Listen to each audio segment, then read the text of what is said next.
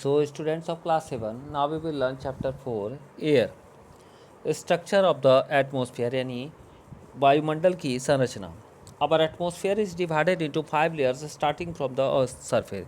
यानी हमारा जो वायुमंडल है यह वायुमंडल 5 परतों में विभाजित है जो कि पृथ्वी की ठीक सतह से ही प्रारंभ हो जाती है. These are ये हैं troposphere, stratosphere, mesosphere, thermosphere and exosphere. यानी ये क्षोभ मंडल, समताप मंडल, मध्यमंडल, बाह्य वायुमंडल एवं बहिर्मंडल जो कि चित्र 4.2 में दिखाया गया है. सबसे पहले हम लोग बात करेंगे ट्रोपोस्फेयर की. This layer is the most important layer of the atmosphere. यह परत जो है वायुमंडल की सबसे महत्वपूर्ण परत मानी जाती है. It's average height is 13 kilometre. इसकी औसत ऊंचाई जो है 13 किलोमीटर होती है. The air we breathe exist here. Almost all the weather phenomena like rainfall, fog and hail storm occur in this layer. हम इसी मंडल में मौजूद वायु में सांस लेते हैं और मौसम के लगभग सभी जो घटनाएं होती हैं जैसे वर्षा, कोहरा एवं ओलावर्षण इसी परत के अंदर होती है. नेक्स्ट, स्ट्रेटोस्फेयर यानी समताप मंडल. Above the troposphere lies the stratosphere. क्षोभ मंडल के ऊपर का भाग जो है समताप मंडल कहलाता है. It extend up to a height of 50 kilometre या लगभग 50 किलोमीटर की ऊंचाई तक फैला हुआ है.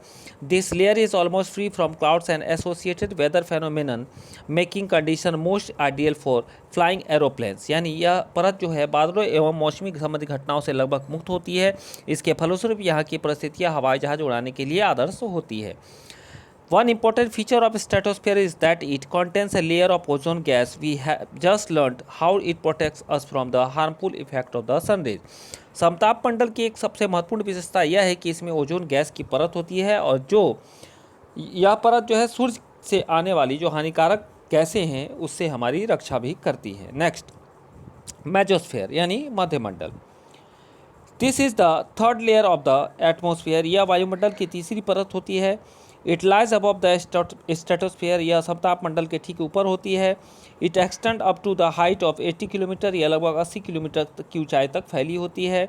Meteoroids burn up in this layer on entering from this space. यानी अंतरिक्ष में प्रवेश करने से उल्का पिंड जो होते हैं इसी परत में आने पर जल जाते हैं. नेक्स्ट है थर्मोस्फेयर यानी बाह्य वायुमंडल. In thermosphere temperature rises very rapidly with increasing height. यानी बाह्य वायुमंडल में बढ़ती ऊंचाई के साथ साथ जो है तापमान अत्यधिक तीव्रता से बढ़ता है. Ionosphere is a part of this layer.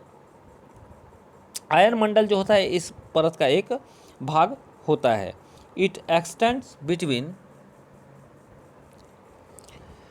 80 to 400 kilometre. यह लगभग 80 से 400 किलोमीटर तक फैला है. This layer helps in radio transmission. यह जो है रेडियो संचार के लिए यह मंडल जो है यह परत जो है सबसे उपयोगी होता है. In fact radio waves transmitted from the earth are reflected back to the earth by this layer.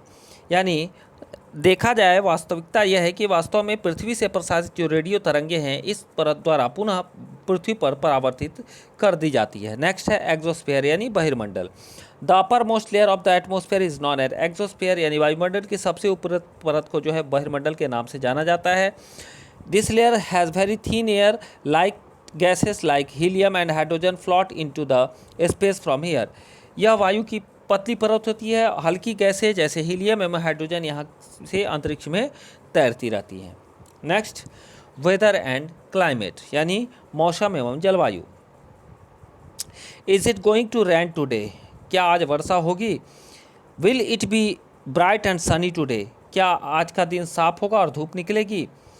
How many times have we hear this for anxious cricket fans speculating the fate of a one day match.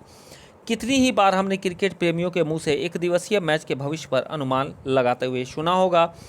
If we imagine our body to be a radio and the mind its speaker, weather is something that fiddles with its control knobs. यानी यदि हम कल्पना करें कि हमारा शरीर एक radio है और मस्तिष्क उसके स्पीकर, तो मौसम वह है जो इसके नियंत्रण बटनों से छेड़छाड़ करता रहता है. Weather is this hour to hour day to day condition of the atmosphere. मौसम जो है वायुमंडल के प्रत्येक घंटे तथा दिन प्रतिदिन की स्थिति होती है. ए हॉट और ह्यूमिड वेदर में मैक वन इरिटेबल. आर्द्र एवं गर्म मौसम किसी भी को भी जो है चिड़चिड़ा बना सकता है. A pleasant breezy weather may make one cheerful and even plan for an outing. यानी अच्छा हवादार मौसम और आनंद हम देता है जो हमें जहाँ पे हम घूमने की योजना भी बना सकते हैं. Weather can change dramatically from day to day. यानी मौसम नाटकीय रूप से दिन प्रतिदिन बदलता रहता है. However the average weather condition of a place for a longer period of time represents the climate of a place. यानी किंतु दीर्घकाल में किसी स्थान का औसत मौसम उस स्थान की जलवायु बतलाता है. Now do you understand why we have daily weather forecast. क्या अब आप समझ गए हैं कि हम मौसम का दैनिक पूर्वानुमान क्यों करते हैं. So children, we will learn next temperature in next class.